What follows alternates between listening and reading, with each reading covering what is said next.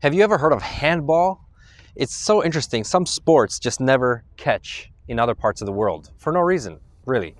Same with this particular motorcycle. It's the best seller in much of Europe, and here stateside we barely see it on the street. Most people don't know what it is, never even heard of it, even though this is, I think, the oldest Italian motorcycle company continuously making motorcycles since what, 1911?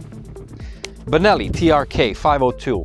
This is the X version, my own motorcycle, as they all are on this channel. Stay tuned for a complete in-depth review of this surprisingly good motorcycle, possibly the best value for your money in light ADV touring, possibly a perfect commuter as well. Let's do it.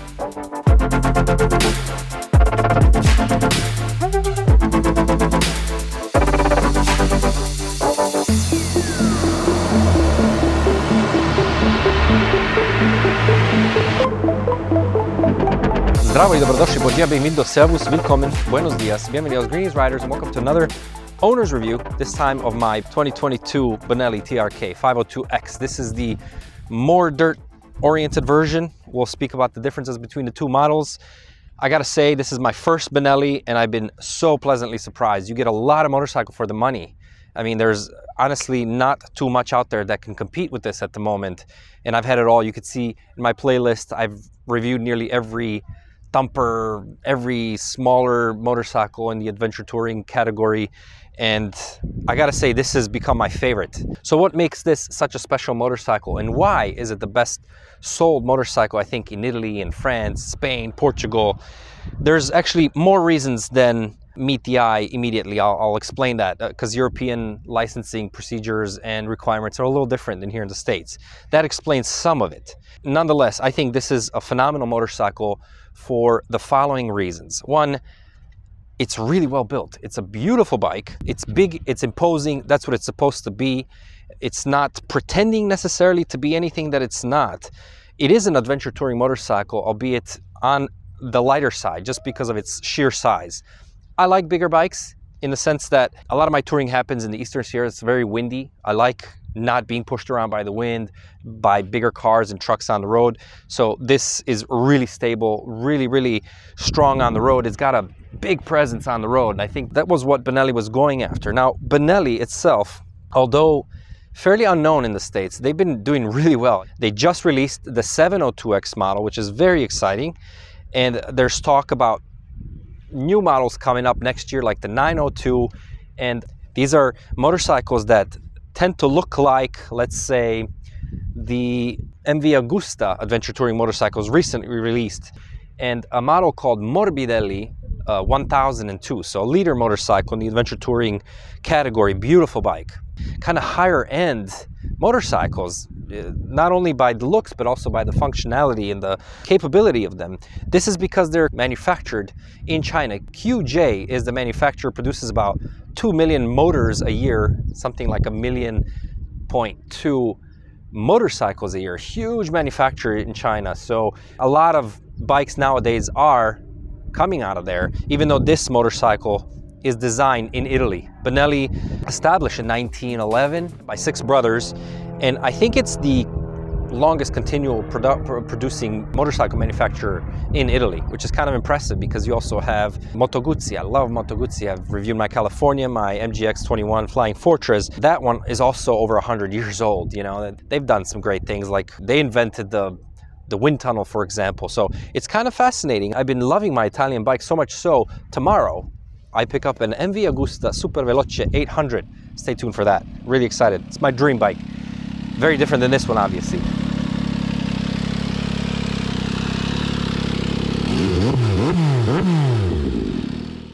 This is a big motorcycle. It's very big, 33-inch height, 33.1, I think, technically for the seat. That equates to about 840 millimeters, 84 centimeters, so fairly tall. I'm 5'8", so that's like 172, and I'm fairly tippy toes on this bike, but it's never been intimidating.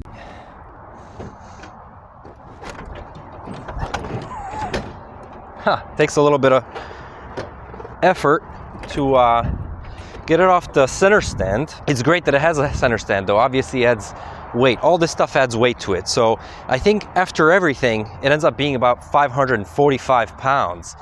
That's a hefty bike. That's a hefty bike by any account, especially if you plan on taking it off-road. Granted, I ride bigger bikes. I have Goldwings. I have all kinds of motorcycles. You can see in the playlist, I'm quite the whore when it comes to motorcycles.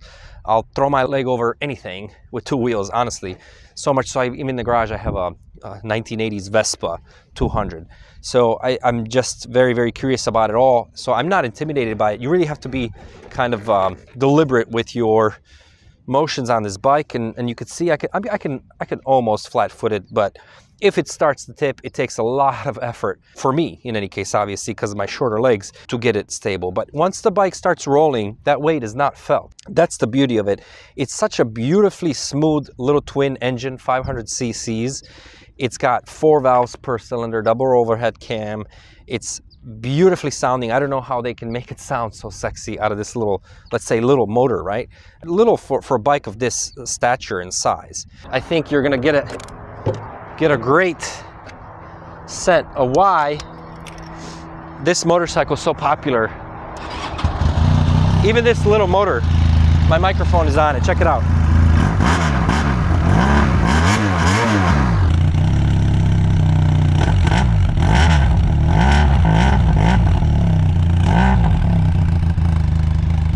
Love it, so cool. So cool, I don't know how they do it. I really don't know how they do it. I'm quite impressed by it. The fit and finish is fantastic. It's surprisingly good, because you don't expect to receive that, especially after having owned Himalayans and the Scram, etc. You kind of get what you pay for there. Here you never get reminded that you paid so little for a bike like this, because everything screams quality to me.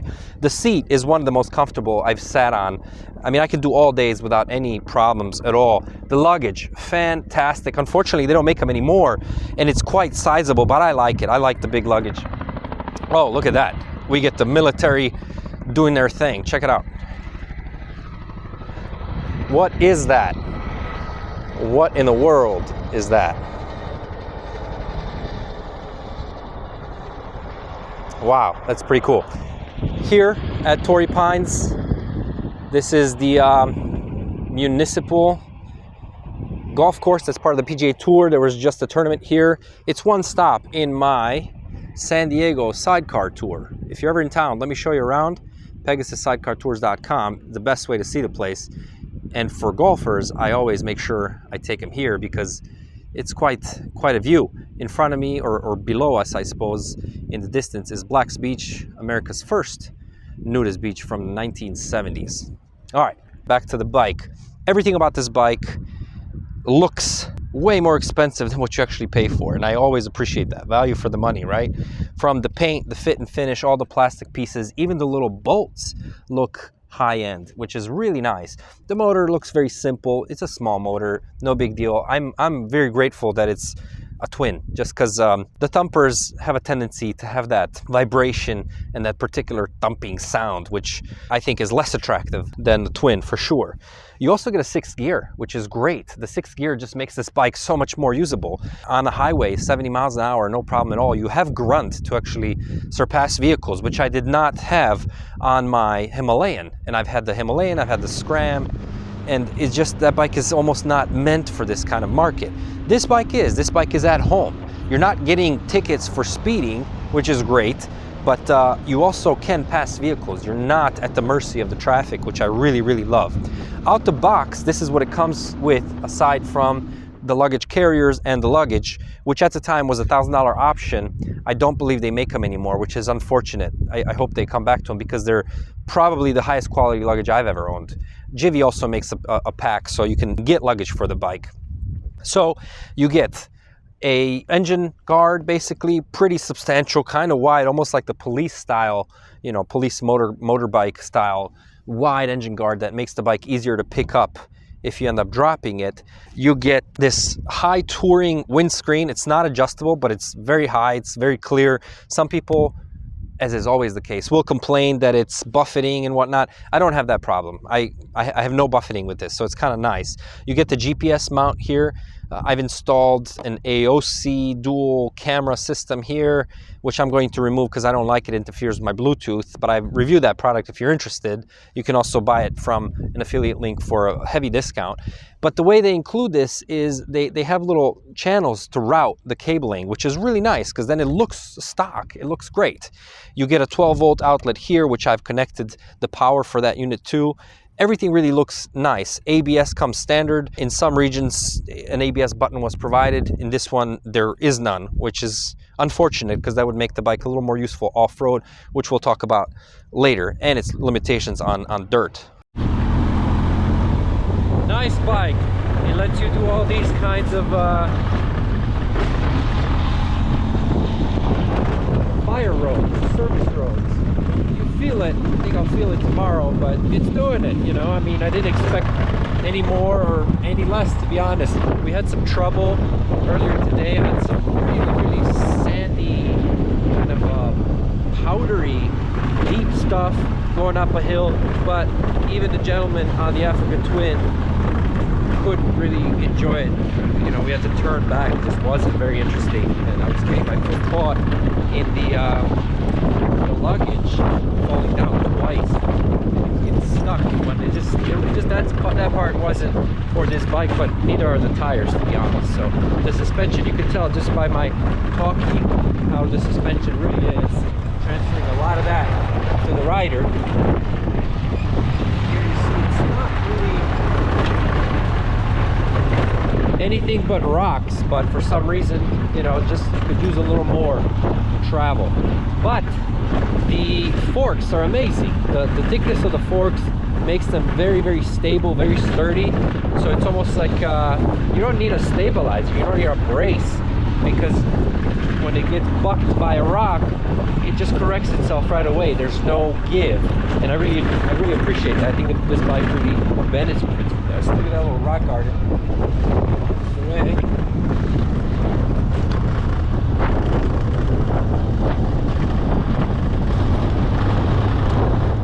So you get the 19 front married with the 17 rear and Metzler Torons on it. I think they're 1585 tires, but obviously road biased, but really great tires. I mean, German tires on a bike that's not expensive at all in that regard. I mean, it's pretty impressive that you get that out of the box. It's not a throwaway item like on some motorcycles, like the DRZ or whatever. You get the Dunlops. What do they call them? I reviewed the bike, and it was just an awful tire. Just kept falling down on that bike. I found limits for this motorcycle on very soft dirt, but stuff like this that you see here, perfectly capable, perfectly at home, despite its limited suspension travel. Now, the suspension on motorcycles, for me, makes or breaks them. And on this one, it's better than expected. It's a 50mm inverted fork in the front. It's non-adjustable, very hefty. You feel it because the motorcycle then doesn't need any kind of stabilizer for the front like the KLR. It's super stable. It's a very positive response, positive feel from the front. And it's got, I think, 5.5 inch of travel. In the rear, it's adjustable for preload and rebound, but it's got like half the travel. And you do notice that. For me, the suspension is a little bit very stiff. I think it's definitely street oriented in that regard. Again, it's a very imposing, big motorcycle. It's meant to look that way, and I love it. The first time I saw this was in Portugal in 2017. I was traveling through, and it was right outside my hotel. I thought, this is a beautiful bike. Why don't we have this out here? And then I saw it on the market here locally in San Diego. Picked it up the same day because it was just too appealing for that price. I mean, what can you buy for that price nowadays? Brand new, look at that. Comes ready for luggage. Metzler tires, not bad for a budget-oriented motorcycle. You get a pretty hefty looking center stand, convertible foot pegs, love it. It's a 2-cylinder motor, so hopefully it's not so buzzy. Beautiful welds, as you know, compared to what I noticed on my Himalayan. So new, it still has all the stickers and all the protection, and quite a good looking bike. You get engine bars as well. They allow you to install some lighting if you'd like to do that. You get a skid plate, super easy to change the oil. Skid plate looks aluminum. 19-inch front. This is Metso Tourance. These are great tires. Great tires. You get huge 50 mil inverted forks. I like it. What's going on?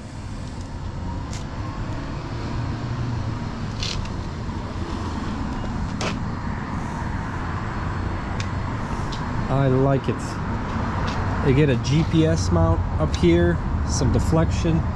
You can't raise or lower the windscreen, but we'll see how that behaves. You get full aluminum. Actually, I think this part might be plastic. I don't know. Hand guards, cable clutch, not adjustable suspension. All kinds of, actually the hands, the controls look very attractive physically. Yeah, I think it takes premium gas. 5-gallon tank, supposedly gets about 250 mile range, which is really nice. This is a big bike. Physically, it's a very, very big motorcycle, and I like that. I like white. You get a nice flat luggage case in the back, 2-part seat. Seat feels almost too soft, maybe. We'll see. Foot peg.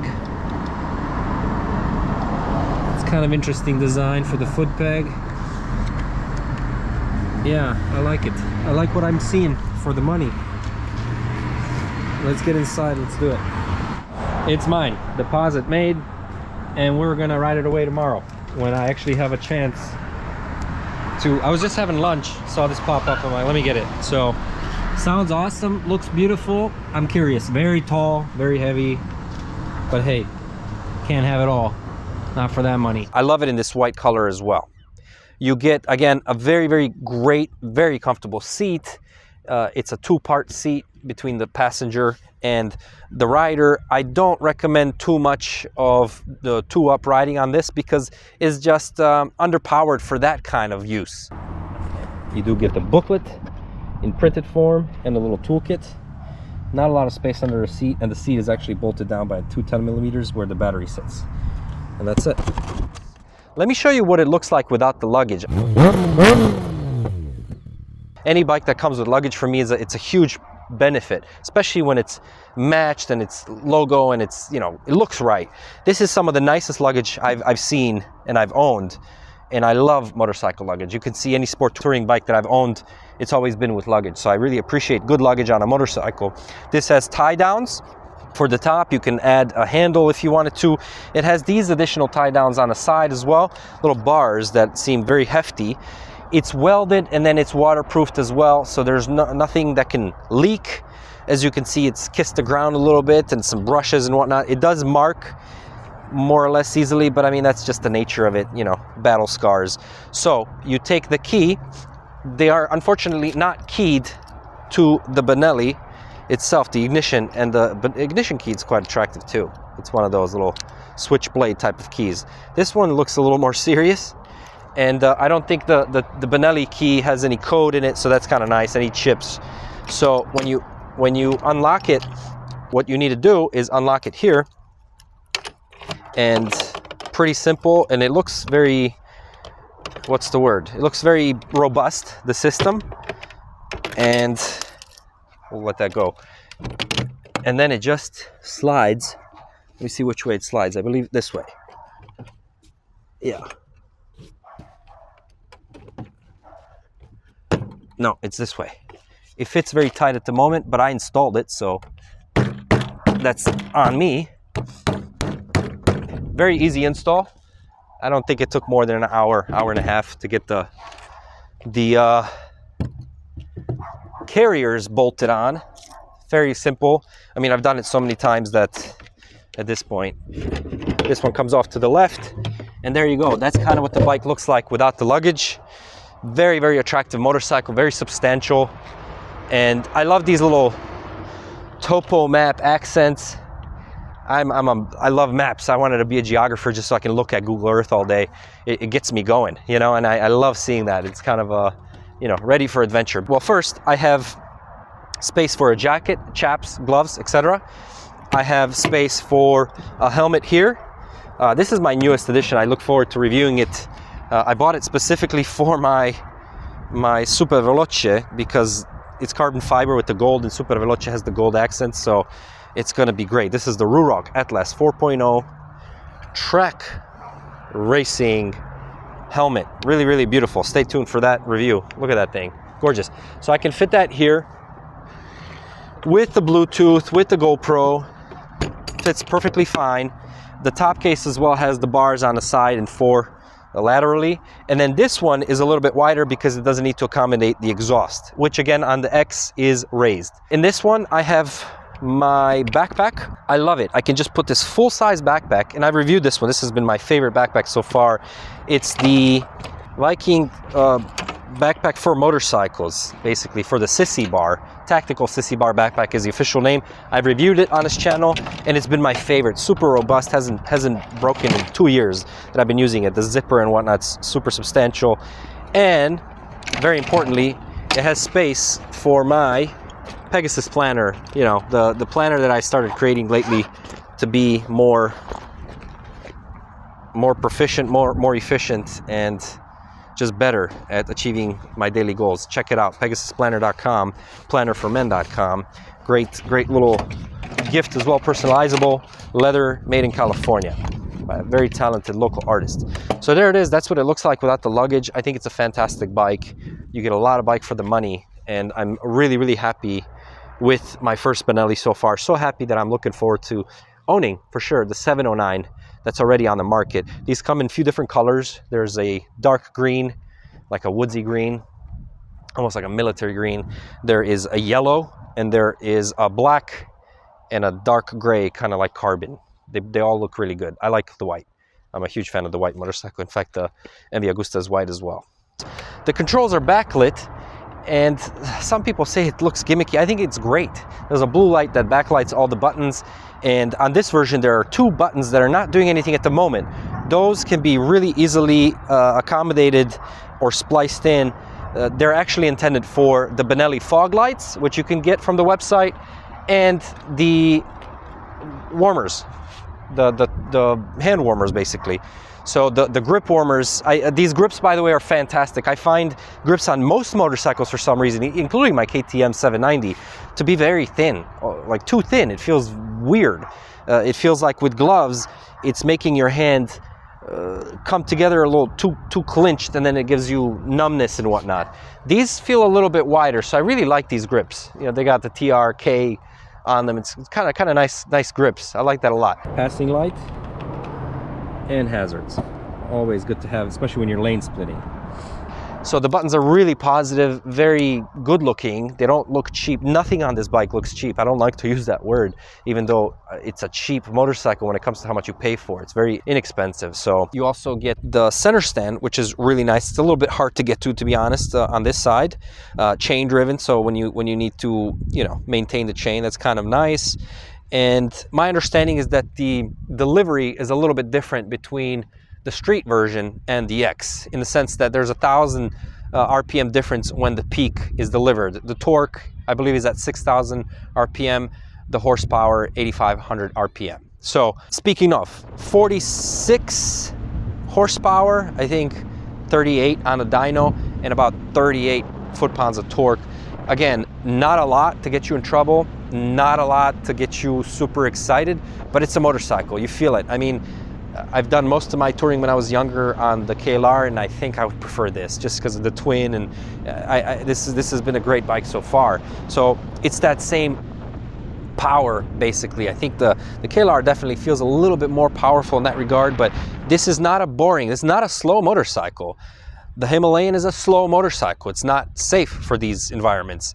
This is not a slow motorcycle. This is perfectly at home in Southern California, and especially for the commute. It's been fantastic, because for that money as well, I don't have to worry about parking it outside. If it gets rained on, if it gets shined on all day long.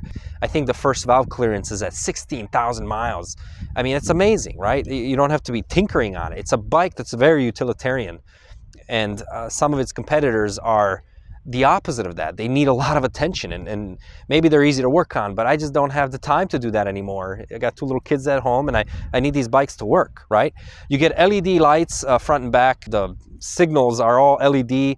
It just looks right. I mean, you could almost confuse it for a Ducati Multistrada from the front with this beak, and it's got some nice intakes that are, you know, they got the grills and whatnot. I'm generally very, very impressed by the motorcycle in that regard. So we spoke about the engine, the transmission, the suspension. So let's quickly talk about the brakes. These are dual rotor, 4-piston, 320 millimeter floral kind of pedal type of disc brake. On the non-X version, they're the traditional rotors, so they don't have these little divots. They're floating discs, obviously. They do the good job, especially on the dirt. They don't bite too hard. Throughout the city, they could be a little bit stronger, in my opinion, but it's not something that I find to be a negative on this motorcycle. I think in the next versions, I'm looking forward to seeing how that improves. Again, it's married on this version to a 19-inch front as opposed to a 17, and this is a spoked wheel as opposed to the alloy on the street version. I think the 17 looks odd. If you look at it, I think that bike looks a little odd in its geometry, because you still get these big 50 millimeter forks, but somehow the wheel just doesn't fill that space very well. So I like this a lot. You do get a little aluminum skid plate underneath here, and it's fairly small, doesn't cover a whole hell of a lot, but it does enough to cover the bottom of the engine, which is always welcome. That you don't have to immediately invest in a motorcycle to make it ready for off-roading, let's say. The exhaust here as well has a little bit of protection as well. The stance, super positive. Again, very comfortable. I can do this all day long. And I like the fact, as I mentioned, a bike that's not as aggressive. I'm not as aggressive when I get off of it. I can kind of relax a little more. And I like that about this bike. It's been great in that regard. And then what I like a lot, one of the best parts of the bike is the clutch. The clutch is so light and so positive in that regard. You can operate it by 2 fingers. It's just light. You're not getting tired, especially in traffic. You can ride this bike all day, and that's a huge benefit for me. It's just been such a great utilitarian bike. You get these aluminum, I believe they're aluminum, maybe not, maybe they're plastic. Don't quote me on that. Handguard, no, they're aluminum. They're welded. I see handguards, and one limitation that I've seen with the bike is on very soft ground. I mean, there was a mountain where I tried to climb it. Previously had no issues on a KTM 690, KTM 790, just took it in stride, but sand and this bike don't mix, just because even though it's not exactly top heavy, I would say the weight is kind of centralized. You do get 5.4 gallons of gas up top, right? Nothing hugs like on the KTMs. So climbing this hill, I mean, the bike was just taking me for a ride. There's one part where it actually dug in and turned me around 180. I mean, it was crazy. At that point, I was okay, this is not the environment for this motorcycle. I'm gonna ride away, you know, and take it out of here. I think I crashed 2 or 3 times, just totally unexpected, and I don't like that. I mean, I don't like that, because any crash has the potential to, I mean, a broken finger or sprained ankle would be annoying enough, right? But the bike took it like you would never even know, right, that it took a hit. So yeah, very, very fabulous motorcycle. And how does it compare to the Africa Twin? Not at all. But here we are, top of the mountain. We both did it. This one cost a little bit of jiggling of the kidneys, but top of the mountain fire roads, no problem for the Benelli. Beautifully sounding. I'm impressed at how great this motorcycle sounds for what it is. You know, it's still 500 cc's. What do you get for that? You get the CB 500X. You know, the rally raid version has the spoked wheels, and that's, I mean, what? That's pretty much it, right? Now we're getting a CF Moto. We get the Ibex as well. That's the 450. That's another competitor to this motorcycle, potentially. I don't have experience with it personally, but I will. You get the Moto Morini, another Italian brand from 1936, made in China, but mostly based on the Versys, Kawasaki Versys, which is another one of this bike's competitors, and where it gets some of its design cues, like the swing arm, right? Yeah, beautiful motorcycle. There's no vibration that's annoying or that's noticeable in that regard. You feel like you're riding a much more expensive motorcycle, and for non-riders, I think it looks that way as well. I find the screen to be fairly attractive for what it is. It's not TFT or anything, but it doesn't really need to be. Just a digital screen, backlit in red. All the lights are fairly big and just non-assuming, just nothing stands out other than it does what it needs to do, and it shows you in big numbers. The speedo is digital, the tach is analog, and there's a red line at 9,000 RPM. You get 2 buttons on the side. You can switch between kilometers and miles, and trip A, trip B. That's pretty much it. You have the time. I don't think they give you a temperature or anything, and you do get a gas gauge, which is really nice from this 20-liter gas tank, 5.6 I believe it is. Gets around 60 miles a gallon from what I could tell at this point. Just haven't even looked at it. Does take premium gas though. 150 mile range at least in that regard, or 250 mile range, I'm sorry. So it's substantial. You can really take this motorcycle out without having to worry about finding gas. Sometimes that's a problem east of here in the desert and whatnot. The gas cap comes fully off, which is interesting, but I actually love the way that you put it back on. You just press it, you push it, you snap it back, and it locks in place. It's kind of nice. So it doesn't bother me that you have to put it away, stow it away. You do get a passing light. I love that. That's a European thing, where you can just hit the switch and it highlights the high beams real quick. I really like that when you're lane splitting, and I do lane split in this vehicle even at night. I think it is very wide, but I'm comfortable doing it. I actually have a 2-part video on lane splitting that you can check out if you're interested. That's becoming more of a law. It's actually safer than not having that law, contrary to popular beliefs. That's kind of nice to have. And then you do have a hazard lights here, which is really cool. Again, all the lights are LED. And other than that, that's it. All these buttons for me are mute. They don't do anything, these 2 accessory buttons, because I don't have the heated grips or the accessory lights, which are easily installable right there, along with highway pegs, etc. Whatever you want to do to it. I really love it. I'm so excited to see what Benelli comes next. I think they got a customer out of me, but maybe out of you as well, because on this channel, because I review my own motorcycles, I can be honest about them. And at the end of every review, 7 days, you have to make an offer in the comment section, completely transparent. The highest offer at the end of 7 days amongst my subscribers takes the bike. There it is, easy as that. Time to move on. I'm looking forward to getting to know the 701. So I have to get rid of this guy. Unfortunately, I've been loving it. I really have been loving it. I think it's a great, great motorcycle, especially for the money. Maybe the best kept secret, not for long.